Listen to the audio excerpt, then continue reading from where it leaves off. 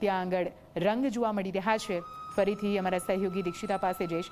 દીક્ષિતા, તમે તો ખૂબ સરસ શબ્દોમાં તમારી ભક્તિ અને તમારો અનુભવ વર્ણવ્યો। ત્યાં આપની સાથે કેટલાક ભક્તો પણ હશે જે હવે રાહ જોઈને બેઠા હશે કે ક્યારે ભગવાન કૃષ્ણનો જન્મ થાય અને ક્યારે તેમને દર્શનનો લાહવો મળે। દીક્ષિતા,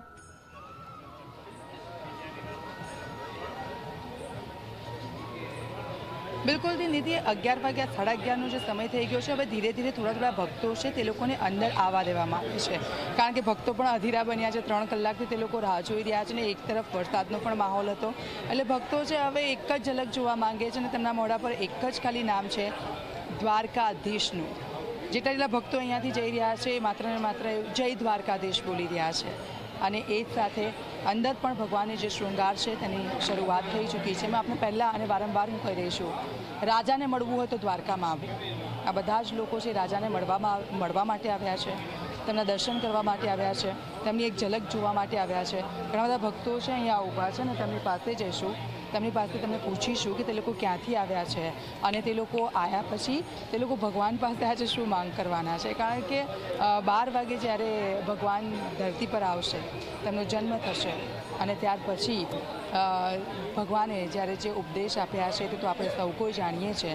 થોડીક જ વારમાં ભક્તોનું ઘોડાપૂર આવશે, કારણ કે અત્યારે બધા મીડિયા પર્સન અહીંયા છે, થોડો સમય લાગશે, પણ આપ જુઓ ત્યાંથી જ્યારે ભક્તોનું ઘોડાપૂર આવશે ત્યારે તે લોકો 2 હાથ ઊંચા કરીને આ મંદિરની અંદર આવતા હોય છે, એટલા માટે કે ભગવાન અમે આવી ગયા છે, અમારા બંને હાથ ઊંચા, એટલે કે અમે સરેન્ડર કરીએ છીએ તમારા દ્વારમાં અને અમારી ભક્તિનો તું સ્વીકાર કરશે।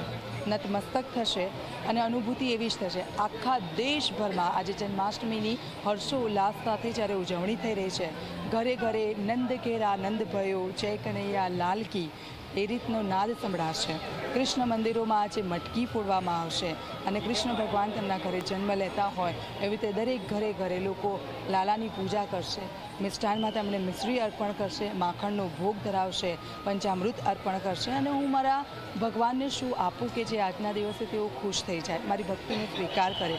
પણ એ લોકો એ સમજી નથી શકતા કે કૃષ્ણને તમે દરેક રૂપમાં પૂજી શકો છો। દ્વારકાધીશનું આ મંદિર છે અને મોક્ષ જે દ્વાર છે એ મારી સામે જ છે અને મોક્ષ દ્વારમાંથી હવે ભક્તો છે એક પછી એક બહાર આવશે। ત્યાં બહુ જ લાંબી લાઈન છે, કારણ કે 3 કલાકનો જે સમય હતો એ દ્વારકાધીશનું જે મંદિર છે ત્યાં સ્વર્ગ દ્વાર છે અને સ્વર્ગ દ્વારની બહાર એક લાંબી લાઈનમાં ભક્તો છે, ત્યાં માત્ર ને માત્ર એક રટણ કરી રહ્યા છે, મારો કાનો, મારો લાલો, મારો કૃષ્ણ, હે માધવ, હે ગોપાલ, હે ગોવિંદ અને હે દ્વારકાધીશ, જે બધાના દુઃખો દૂર કર્યા છે, અમારું પણ દુઃખ દૂર કરશે। અને આજનું આ પાવન પર્વ છે એટલે જન્માષ્ટમીનો દિવસ છે, ત્યારે જો તમને જન્માષ્ટમીના દિવસે દ્વારકામાં ઉપસ્થિત રહેવાનો તમને અવસર પ્રાપ્ત થાય છે તો આનાથી મોટું સૌભાગ્ય બીજું કોઈ ન હોઈ શકે। લગભગ હું તો આ જ અનુભૂતિ કરી રહી છું ને અહીંયા આવનારો દરેક વ્યક્તિ આ જ અનુભૂતિ કરતો હોય તે રીતે ભગવાન દ્વારકાધીશને મળી રહ્યો છે। કોઈકના હાથમાં તુલસીની માળા છે તો કોઈકના હાથમાં ભગવાન માટે મટરી છે, કોઈના હાથમાં પંચાગીરી છે તો કોઈકના હાથમાં ભગવાન માટે ભોગ છે। પણ આજની એક વિશેષ વાત હું આપને કહું તો ભગવાનનો આજનો જે ભોગ છે એ ભોગ ખૂબ જ વિશેષ હોય છે। એટલા માટે વિશેષ હોય છે કે ઘૂઘરી બ્રાહ્મણો છે એ આ ભોગ તૈયાર કરે છે અને વર્ષોથી આવતી આ પરંપરા છે જેને આજ બી જાળવી રાખી છે। ઘૂઘરી પરિવારના જે બ્રાહ્મણો છે એ બ્રાહ્મણનો આખો પરિવાર છે, 400 થી 500 મહિલાઓ અને જે પુરુષો છે એ જે આ મંદિર છે તેના પ્રાંગણમાં ઉપસ્થિત રહે છે।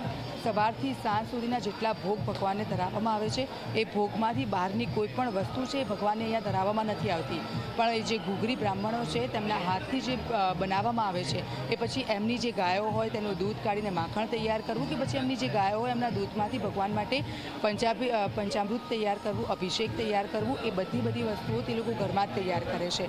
એટલે આજનો આ દિવસ છે એના માટે થઈને આ વિશેષ ભોગ ધરાવવામાં આવે છે। 11 ભોગ અત્યાર સુધી ધરાઈ ગયા છે અને આજનો એક 12મો ભોગ છે ભગવાનને 12 વાગે ધરાશે। 12 વાગશે, 12ના ટકોરા થશે અને ભગવાને જ્યારે પૃથ્વી પર અવતર્યા હતા, ભગવાને જ્યારે પૃથ્વી પર જન્મ લીધો હતો, જે અનુભૂતિ 5251 વર્ષ પહેલાં લોકોને થઈ હતી અને એ યુગમાં થઈ હતી, અત્યારે પણ એ જ યુગની જેમ એ પરંપરા લોકોએ જાળવી રાખી છે।